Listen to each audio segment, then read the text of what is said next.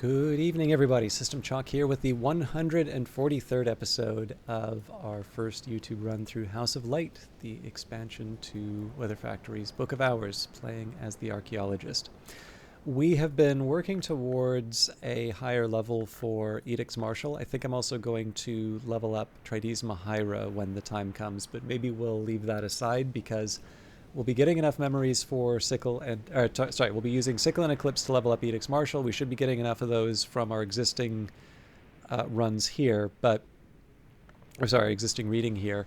But we do also still need to bring Path and Pilgrim up, and we're only at 2 of the 4, I believe, that I need. Now, we may get lucky. We are having conversations with Reverend Timothy right now. I do also have the Consider verb open, although I'll be using that to level up the skill... if I think about, I'll take a minute to think about that. I don't believe there are any of the senses that apply to Path and Pilgrim or Sickle and Eclipse. So yeah, we'll just leave that be. I should also maybe take a minute to think about how I want to use the rest of the day. I think we should be able to manage a trip to Crowcross Sands and the Moor, if not also the Gull Colony. But I want to make sure I have what I need to level up the skills first. I don't need to listen to everything Reverend Timothy says. He doesn't really even expect me to, but I'm often glad when I do. So this was a great one for us because hindsight does give us the extra scale. I don't recall. We may have actually gotten a hindsight. Nope, we used Savage Him. Okay, that's a good one. So again, that's still 3 of 4. We need to get lucky one more time with something with Rose or Scale. Actually, you know what? Secret Thresholds would be a good one because Reverend Timothy doesn't generate that. But again, we'll see how the day goes. We're ready to level up. Edicts Martial. As I used to say in my youth, the day is done and so am I, but I've earned my pay.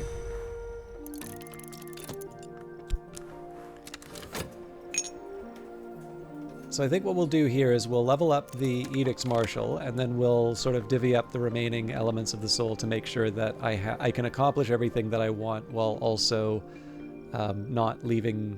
Actually, you know what? The one thing that I didn't think of, I did use Reverend Timothy with one of the Newman, but it would have been good for me to study one of these. Actually, the fact that I set aside the Shaven Lock Tantra...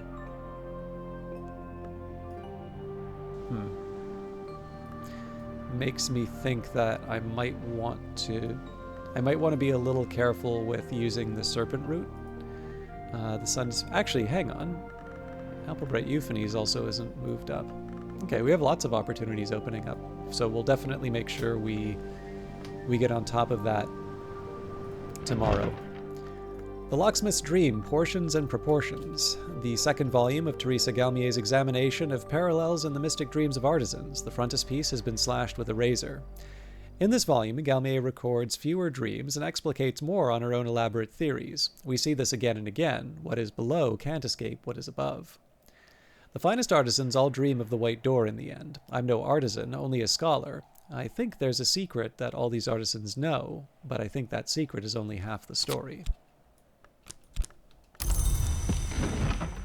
Exorcism for Girls. Simple but forceful techniques for rousting unbefitting spirits, written in straightforward and colorful language.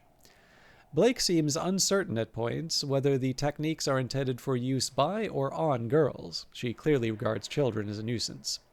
Theirs' advice on the shapeless wood things known as raw prophets is typically practical. 1. Discourage them with buckets of water as close as possible to freezing, and with the smoke of dried lemongrass.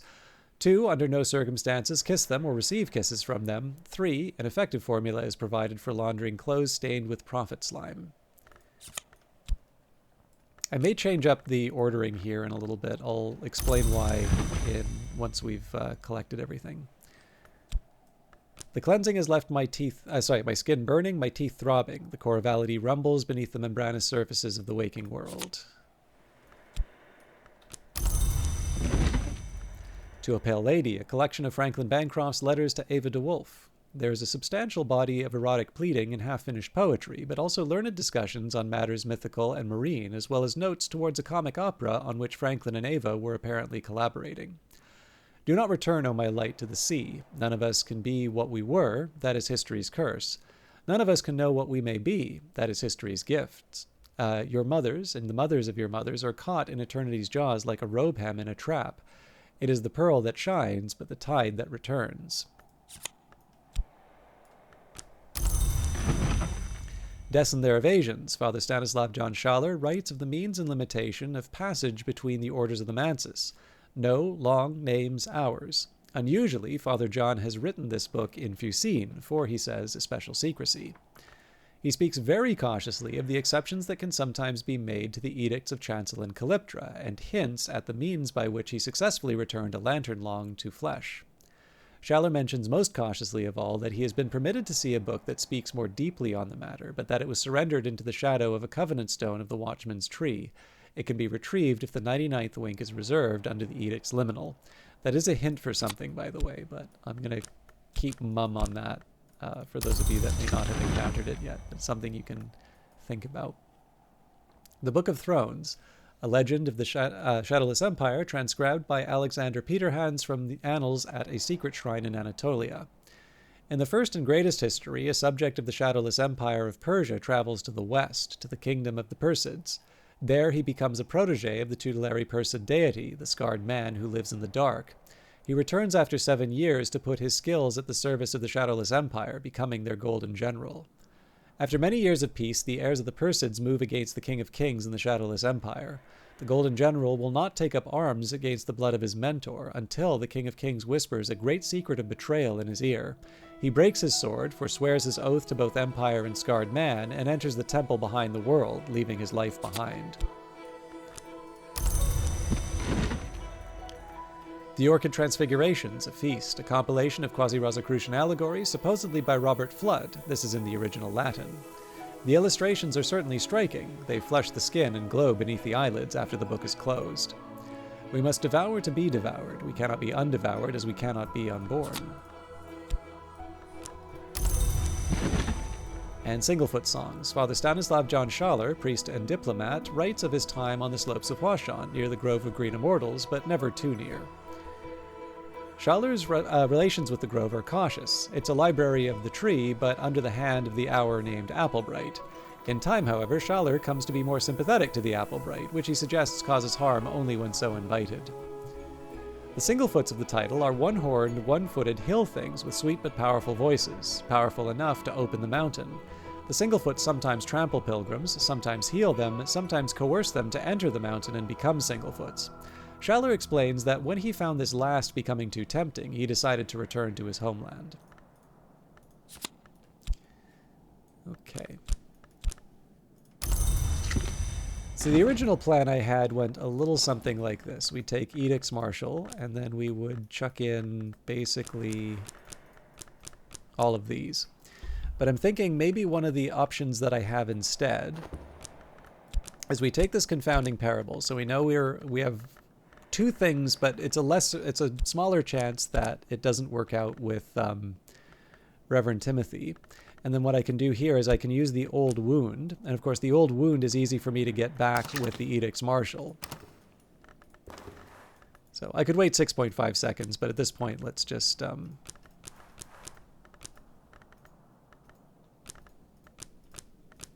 let's commit what we have.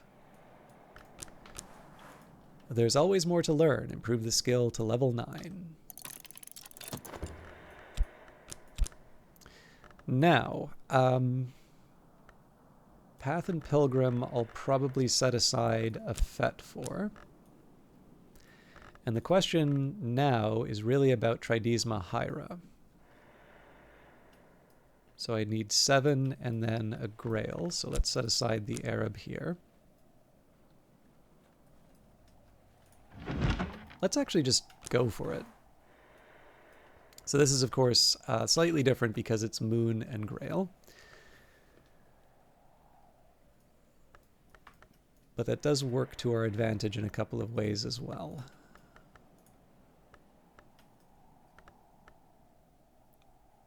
So yeah, we'll definitely have room for the confounding parable when the time comes.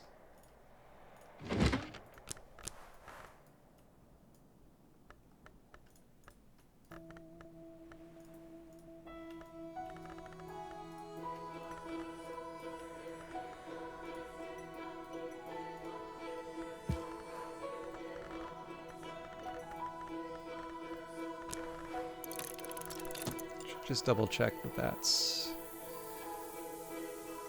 Okay, that's 2.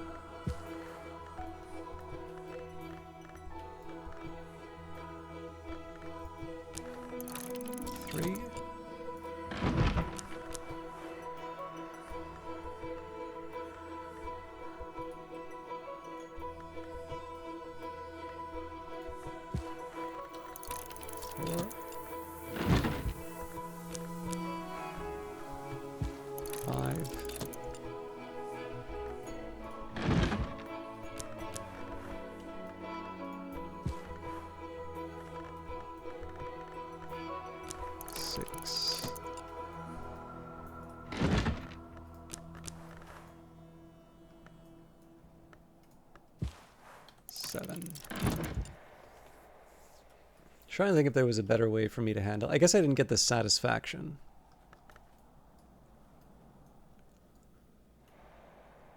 Do I want to keep something in reserve?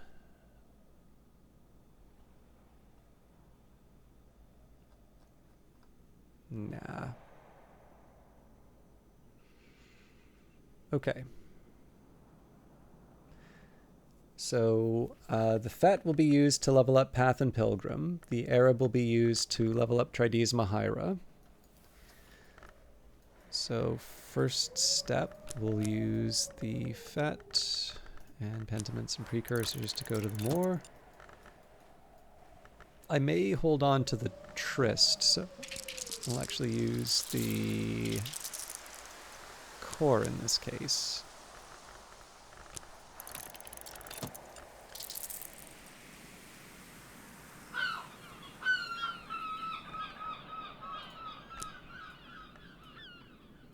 We have more than one frost, so that makes a little more sense.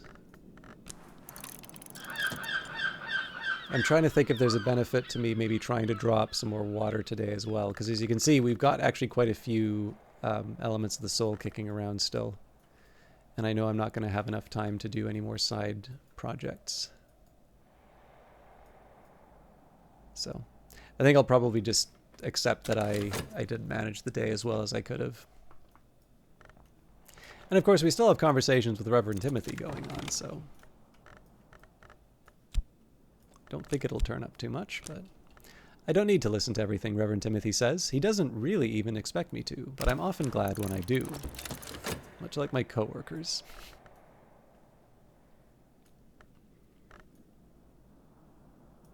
Actually, I'm going to stick these two up here. So just a reminder, we are going to be taking Edict's Martial and turning that into an old wound next.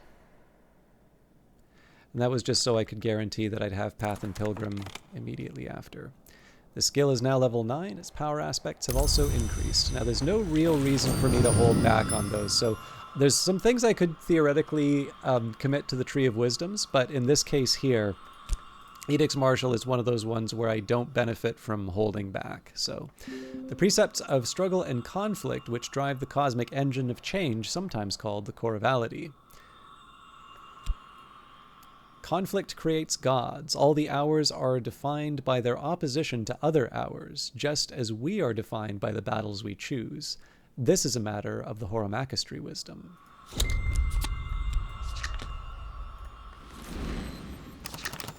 Definitely not sad to get more metal, but I feel like there's more we could have done. Sorry, it should have been leveling up Path and Pilgrim.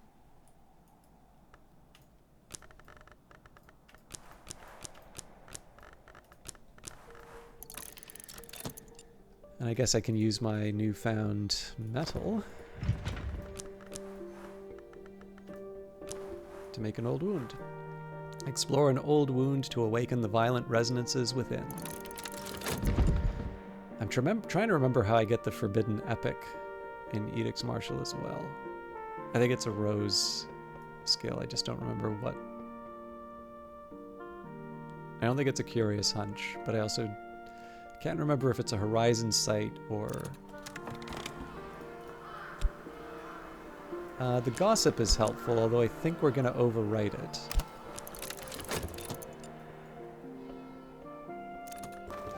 Reverend Timothy is always, always happy to chat. And better now. Again, might as well make the money while we can. We will probably be doing more hiring before this is all done. Okay, The Locksmith's Dream in Cursus, the fifth and final volume of Teresa Galmier's notorious work, which began as an examination of parallels in the mystic dreams of artisans, but became an account of her own occult journey. This volume was apparently never published, nor allegedly even written, yet here it is. The law goes back all the way to stone. The keys cannot be held or owned. This had, I believe, the unexpected consequence that those outside the law may hold and own them, but even they cannot keep them. And of course a key is no more physical than a spirit, but a spirit may be housed in a body, and I have touched a key with my own hands. So the legions hold the keys. I'd thought the legions only old and powerful transgressors of the crime of the sky, but I begin to understand that the crime of the sky is more even than it seems, and why a twin who unites what is not to be divided might accept Elysian as her name.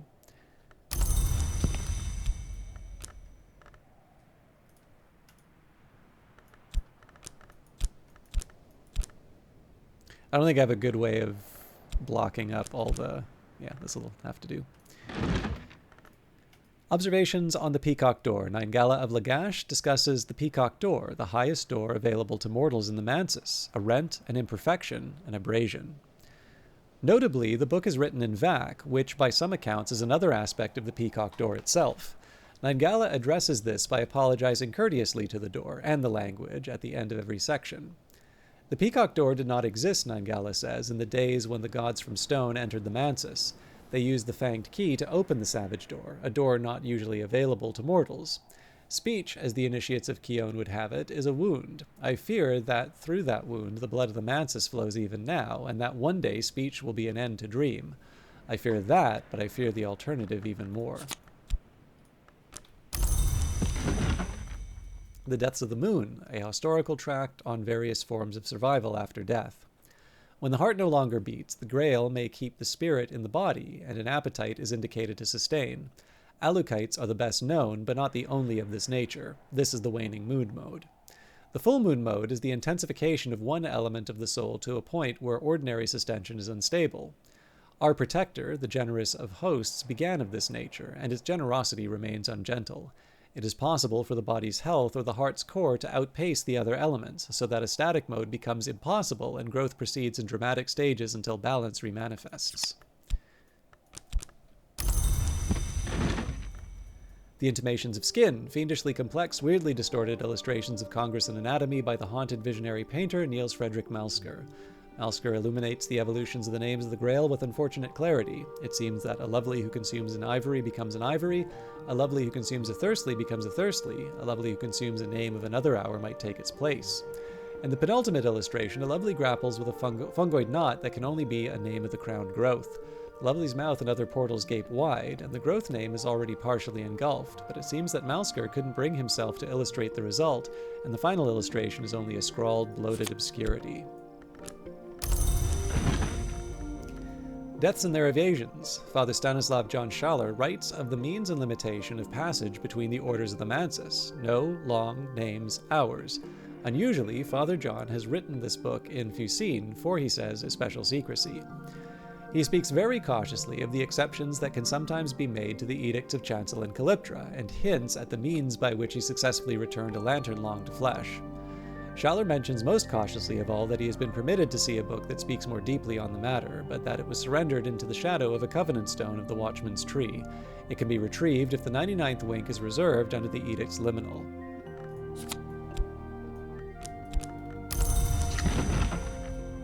Three flowers hath the tree. Ernestine Peterhans records her observations of the growths of trees and flowers around the isle, and the omens and portents she attempts to draw from them, particularly the yew tree in Earl Brian's meadow, whose flowerings are sometimes eccentric. Ernestine observes that in years where the tree flowers black, troubling secrets arise. When it flowers red, war and fires follow, and that no de Wolf heir has ever been born in a year where it flowers white. Ernestine attempts to use the tree's growths to advantage in her business affairs, but it fails. She is evidently very concerned when Hendrik de Wolf's grandson Giles runs off with the pale trollop Hafren in a year when the tree flowers white. She begins to fear she has entirely misinterpreted all the relevant omens. She is deeply concerned for the continuation of the de Wolf line and prays for Giles' return. And the Concursum Diaries, the diaries of the explorer and murderer Lars Westergren. He's unhelpfully translated them into Frisian for privacy. There are map legends, there are maps of legends, and there are legends of maps. Aspects of the Mansis subsist in all of these, in much the same way that you find water in a swamp and in a cup and in the sky. Westergren describes a series of expeditions into the Mansis. He focuses on the details of the experience, the colors, the vistas, the textures, rather than the practicalities.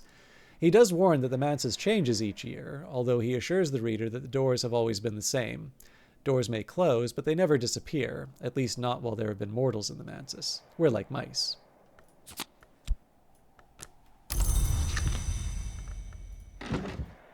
Okay. So, for all of our trouble, we do need to wait 3.2 seconds.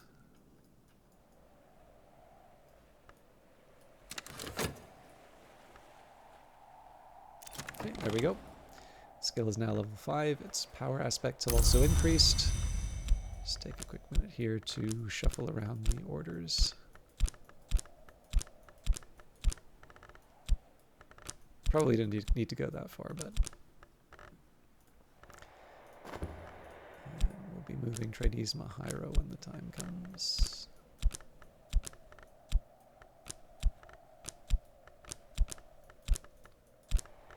Because technically this is already locked in. So, what am I doing?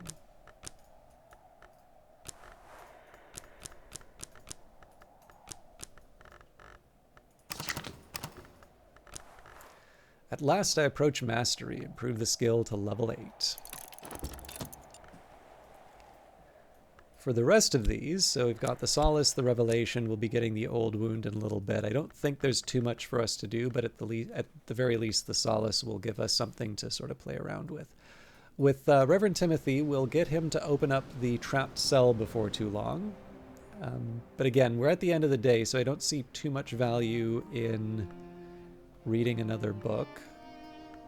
At least knock down one of these, but it's going to be a long journey, I think.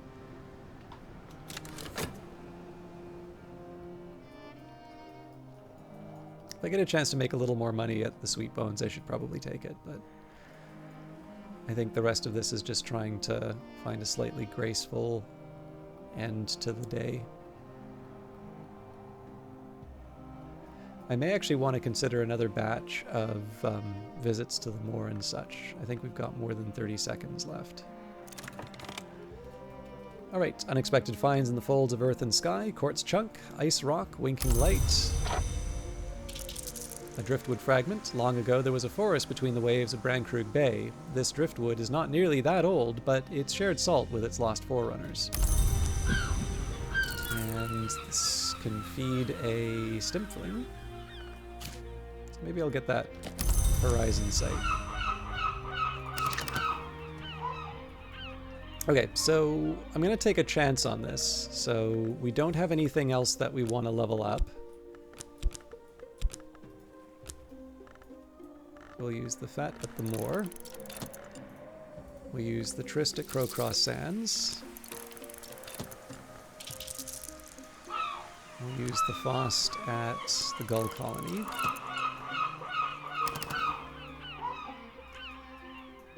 I guess we can do some more gardening, so what else would I want? Now we don't have Agave Eterna, so let's that. Oh, we can do 2, so make up for lost time.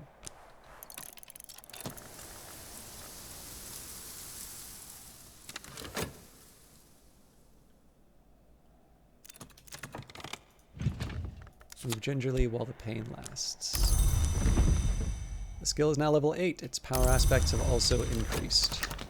So again, we still have some surplus to deal with, but feeling pretty good about where we're at. All right, I think I'm good enough with Reverend Timothy. I'd love to keep chatting, but I think at this point we're good to open up the trapped cell. So a sign outside the cell reads, "Warning, do not enter while safety measures are armed." Could be dangerous. You go first. So a couple things on my to-do list. So one, if I can find what I want to do with Rites of the Roots, we'll read the Serpent Root. Otherwise, I will read the Sun Disfigured. This makes me think that I'm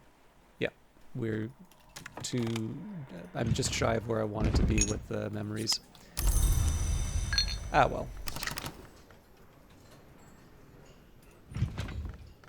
I think at this point, actually, I can probably just chuck another shaft in and work overnight.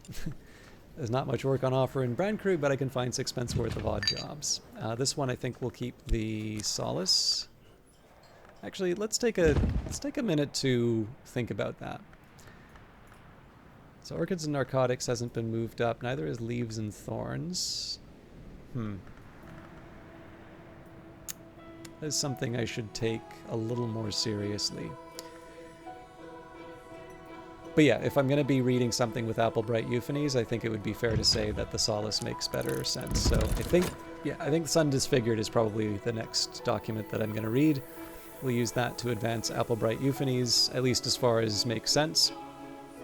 And then we can maybe orient the rest of the reading here around that. Although I should really put some thought into what's going on with the nectar memories. If it's causing me to sort of have some hesitation in terms of certain decisions, I should probably sort of formalize what my plan is for that.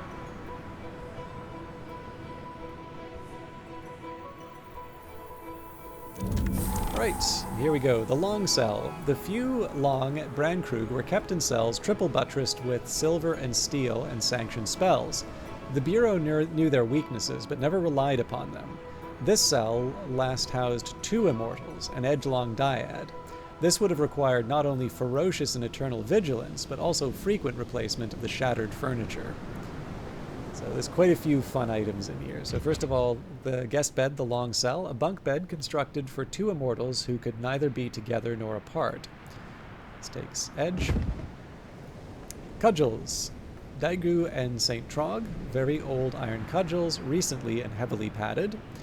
Wasters, Darling Deer and Father Turk, wooden swords of recent manufacture, never used. And Bakken, Captain Torg, and Mr. Steerday, souvenirs from the east, heavily padded. Mushrooms. And then an uncatalogued Nocturnal book and Curia book. Normally I would be cataloging those, but I don't think we have that much time left in the season. Although, again, nothing stops me from...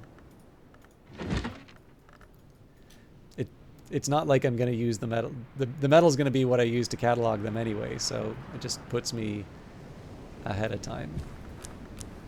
So, catalog a Nocturnal Period book. This book was probably written around the time of Hush House's Nocturnal Period, after the turn of the century. If I examine it, I can learn more about what knowledge it might contain. And likewise, the Curia period.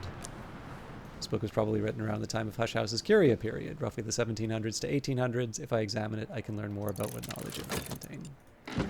So 30 seconds, but the idea here is that I keep kind of falling into this trap. If I kind of say, okay, I'll just wait till the morning. Well, if I wait till the morning, it just means I've got 30 seconds to wait, and I'm still down the elements of the soul, so... Working through the night isn't actually a bad option in some cases. Alright, I've carried the memory like a flambeau safe through the mazes of night. This will complete once dawn has come.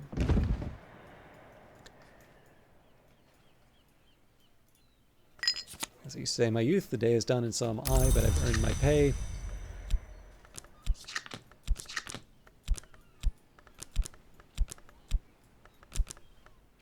I'm just trying to decide which of these. So the 0.6 we'll wait for.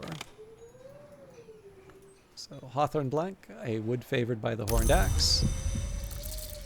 Curious seashell, Brian Kruger said, to lie in the bounds where the world ends. Odd creatures have made their dying way to the beach. The history plant has risen. Gather its blooms. Agave eterna, the history plant, unlike its cousin, the century plant, blooms every year. Perhaps it will do so forever. And then looks like we've got sound. So I wasn't expecting to have this, but this would help. Actually, no, this is heart only, so this won't help with the Applebright euphonies. But still glad to have it. All right, so that's not a bad place to finish. So I think the really clear thing that I'm going to be doing is to read The Sun Disfigured. I may also make some decisions. So again, that on its own isn't enough for me to sort of occupy the full day. And given what happened in the previous period, I may want to think about sort of what a follow-on looks like. So one would be talking to the Stimfling would be good. I may want to pick some books here and see, you know, with Trades Mahaira, for instance, if I think that that's going to be level 9, you know, is there something like Edicts Martial that I could use to push to a higher level? Alternatively, I could be, you know, I could basically go through a similar list. I could say, you know, given that I was hesitant on the Serpent route, what would I be using the Shaman-Lock Tantra for, and then sort of moving from there. I imagine at this point we should be expecting an offer from Oriflammes as well, so that may have some bearing on my decision. But overall, I think we're in a pretty good spot as far as, you know, in terms of having options. I think we've got